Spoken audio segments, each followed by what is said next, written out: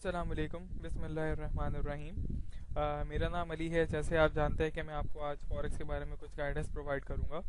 Last video में हमने देखा था कि फॉरेक्स में हम लोग किस तरह से ऑर्डर लगाते हैं। मैंने बहुत ही आपको बेसिक चीज़ें बताई थी, कुछ एडवांस चीज़ें मैंने आपको नहीं बताई थी। तो मैं आज आपको कुछ थोड़ी सी एडवांस चीज़ें बताता हूँ। सबसे पहले तो हम फॉरेक्स के ग्राफ के व्यू का अंदाज़ा करते हैं कि ये ग्राफ किस तरह से काम करता है। यहाँ पे कुछ टाइम्स लिखे आ रहे हैं M1, M5, M15।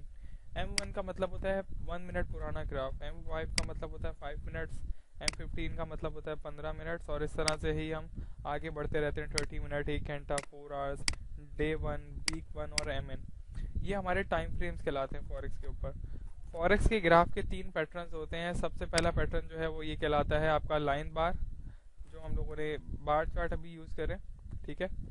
Second pattern आपका कहलाता है कैंडल स्टिक्स, जो आपके सामने अभी ग्राफ पे आपको नज़र आ रही है बनी हुई, ठीक है। ये आपकी कैंडल स्टिक्स कहलाती है। थर्ड पैटर्न जो आपको इस वक्त नज़र आ रहा है वो ये है लाइन, ग्राफ लाइंस। ये देखें, ये ग्राफ के ऊपर लाइंस बनी हुई है, ये हम इसको कहते हैं ग्राफ की लाइंस, लाइन बार। लेकिन हमें जो सबसे अच्छा व्यू है वो इस वक्त है कैंडल स्टिक पैटर्न, तो हमेशा हम इस पर ट्रेडिंग करेंगे। इधर से ग्राफ माइनस होता है जूम इसका, और इधर से जो है इसका जूम लेवल इंक्रीज होता है। हमारा जो हमेशा व्यूज़ होगा वो आखिरी कैंडल पे होगा, यानी ये जो प्राइजेस लिखे आ रहे हैं उसी पे हम लोग फोकस करेंगे, उससे पहले हम लोग फोकस नहीं करेंगे। फॉरेक्स में सबसे अहम चीज़ मैं आपको बता दूं, ये आपका बैलेंस लिखा हुआ है, यानी एक डेमो अकाउंट है। ये डेमो अकाउंट का मतलब होता है ऐसा अकाउंट जिसमें जो आपका बैलेंस है वो फेक है, यानी असली बैलेंस नहीं है। इसके बाद आपकी इक्विटी है। इक्विटी का मतलब होता है आपके ऑर्डर्स, यानी मिसाल के तौर पे आपको ना $2 का प्रॉफिट हो रहा है, लेकिन अभी तक आपने ऑर्डर क्लोज नहीं किया, तो वो आपका $2 जो है ना वो इक्विटी में शो होता रहेगा। जब आप उसको क्लोज कर देंगे देन वो बैलेंस में ऐड हो जाएगा, ठीक है। इसी तरह से आपने कोई चीज़ खरीद ली, उसका रेट बढ़ गया, लेकिन जब आप उसको क्लोज करेंगे ऑर्डर को देन ही वो आपके बैलेंस में ऐड होगा।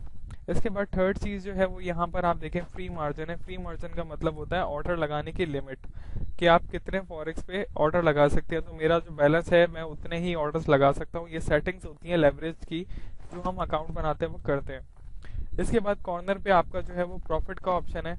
प्रॉफिट में देखें 0.00, ये जो पहला जीरो है इसका मतलब होता है $1, और पॉइंट के बाद जितने भी डबल जीरो हैं, ये 2 जीरो जो आ रहे हैं, इनका मतलब होता है सेंट्स। $1 का मतलब होता है पाकिस्तानी 100 रुपीज, और सेंट्स का मतलब होता है, 1 सेंट का मतलब होता है पाकिस्तानी 1 रुपया, ठीक है। यहाँ तक तो आपको बात समझ आ गई। बैलेंस, प्रॉफिट, यानी प्रॉफिट का कॉलम, और इक्विटी और फ्री मार्जिन आपको समझ आ गया। ग्राफ के व्यूज भी पता लग गए, कैंडलस्टिक्स का भी पता लग गया, जूम माइनस और जूम प्लस का भी पता लग गया। इसके बाद मैं आपको एक चीज़ बता दूं, फॉरेक्स में करेंसीज हमेशा पेयर्स में होती है, यानी सिंगल सिंगल कभी भी नहीं होती। यूरो यूएसडी है, जीबीपी यूएसडी है, यूएसडी सीएचएफ है, यानी हमेशा करेंसीज पेयर में वर्क करती है, कभी भी अकेली वर्क नहीं करती।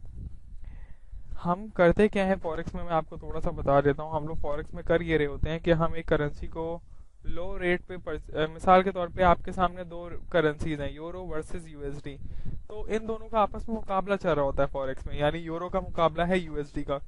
अब आपको पता करना क्या है फॉरेक्स में, आपको बिड करना है कि मार्केट आपकी किस तरफ जाएगी, या तो बाय की तरफ जाएगी या तो सेल की तरफ जाएगी, आपको ये बताना होता है। मिसाल के तौर पे आपकी पहले नंबर पे करेंसी जो लिखी हुई है उसका नाम है यूरो, और जो सेकंड नंबर पे करेंसी लिखी हुई है उसका नाम है यूएसडी, ठीक है।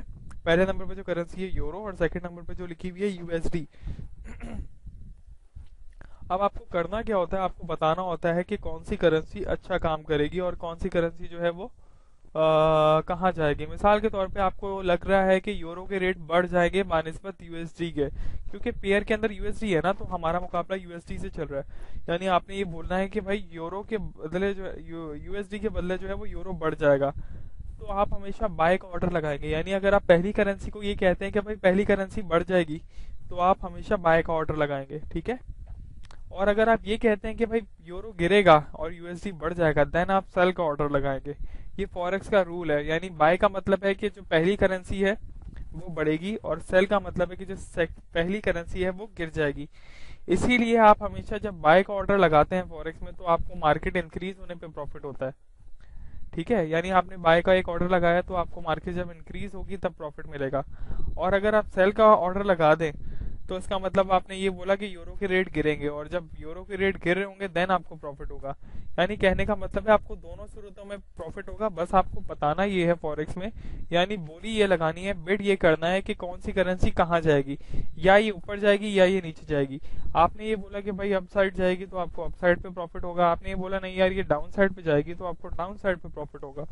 तो ये फॉरेक्स की करेंसीज का रूल है। मैं आपको नेक्स्ट वीडियो में डिटेल से समझाऊंगा कि आपने फॉरेक्स पे ऑर्डर्स किस तरह से लगाने हैं और किस तरह से वर्क करना है, करेंसीज में पॉइंट्स क्या होते हैं, इसके पिप्स क्या होते हैं, प्राइजेस कहाँ पर होते हैं। तो वो सारा कुछ मैं आपको नेक्स्ट वीडियो में बताऊंगा।